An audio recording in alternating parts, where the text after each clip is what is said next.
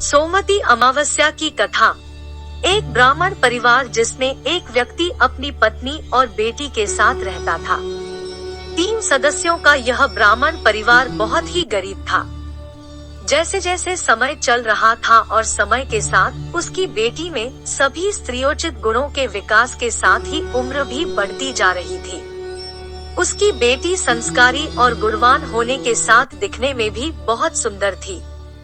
अब समय आ गया था उसके विवाह का, लेकिन परिवार अपनी गरीबी के कारण उसका विवाह करने में समर्थ नहीं था। फिर एक बार जब उस व्यक्ति के घर में एक साधु का आगमन हुआ। साधु उस कन्या के द्वारा किए गए सेवा भाव से बहुत आकर्षित होने के साथ ही बहुत प्रसन्न भी हुए। साधु ने उस कन्या को आशीर्वाद दिया कि उसकी आयु लंबी हो और इसके साथ यह भी कहा कि इस कन्या के हाथ में विवाह होने की रेखा नहीं दिख रही है। साधु के ऐसा कहने पर उस ब्राह्मण व्यक्ति की पत्नी ने साधु से इसके निवारण का उपाय पूछा कि वह ऐसा क्या करे जिसके कारण उसके हाथ में विवाह के योग्य रेखा बन पाए। ऐसा कहने पर साधु ने कुछ समय के लिए विचार किया और बाद में अपनी अंतर्दृष्टि से ध्यान किया और बताया कि यहाँ से कुछ ही दूरी पर एक गांव स्थित है, जहाँ पर धोबिन जाति की सोना नाम की महिला अपने बेटे और बहू के साथ में रहती है। यह महिला संस्कार संपन्न, आचार विचार के साथ ही पति परायण है। यह कन्या यदि उस धोबिन की सेवा करे और वह महिला इसकी शादी में अपने मांग का सिंदूर लगा दे, उसके बाद इस कन्या का विवाह हो तो इस कन्या का वैधव्य योग मिट सकता है। साधु ने इतना कहने के साथ ही यह भी कहा कि यह धोबिन कहीं पर भी आती जाती नहीं है। ब्राह्मण की पत्नी ने यह बात उसकी बेटी को बताई। अगले ही दिन प्रातःकाल में वह कन्या सोना धोबिन के घर में साफ सफाई और घर के सभी काम करके वापस घर आ जाती है और ऐसा हमेशा करना शुरू कर देती है। एक दिन सोना धोबिन अपनी बहू से कहती है कि तुम तो घर के सभी काम सुबह जल्दी ही कर देती हो और इसका पता ही नहीं चलने देती हो।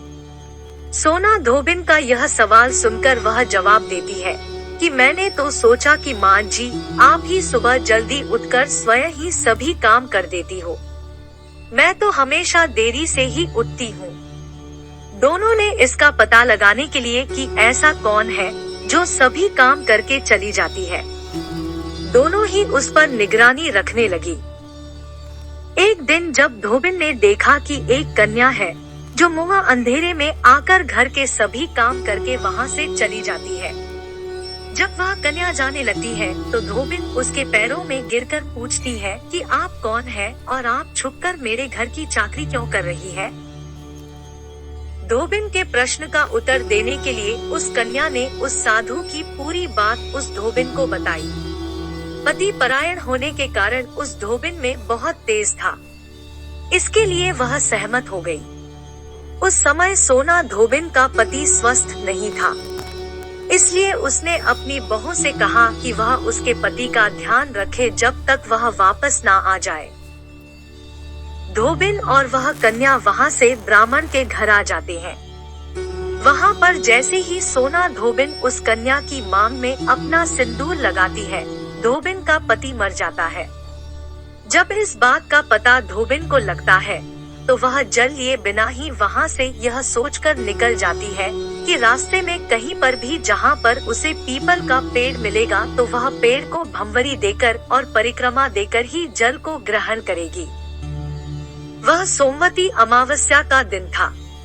पूरे पकवान जो कि उसे उस ब्राह्मण के घर से मिले थे, उसकी जगह पर उसने ईंट के टुकड़ों से 108 बार भंवरी और 108 बार पीपल के पेड़ की परिक्रमा देकर जल को ग्रहण किया।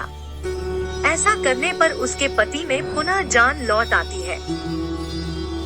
इसलिए सोमवती अमावस्या के दिन से शुरू करके जो व्यक्ति हर अमावस्या के दिन भंवरी देता है, उसके सुख और सौभाग्य में वृद्धि होती है। पीपल के पेड़ के अंदर सभी देवों का वास होता है। अतः जो व्यक्ति हर अमावस्या को नहीं कर सके, वह सोमवार को आने वाली अमावस्या के दिन 108 वस्तुओं की भंवरी देकर सोना धोबिन और गौरी गणेश का पूजन करता है, उसे अखंड सौभाग्य की प्राप्ति होती है। ऐसी एक प्रचलित परंपरा है कि पहली सोमवती अमावस्या के दिन हल्दी, पान, सिंदूर, धान और सुपारी की भंवरी दी जाती है। उसके बाद आने वाली सोमवती अमावस्या को अपने सामर्थ्य के अनुसार सुहाग सामग्री, खाने की सामग्री, फल और मिठाई आदि की भंवरी दी जाती है और वह सामान किसी सुपात्र ब्राह्मण, भांजे या फिर ननद को दे दिया जाता है।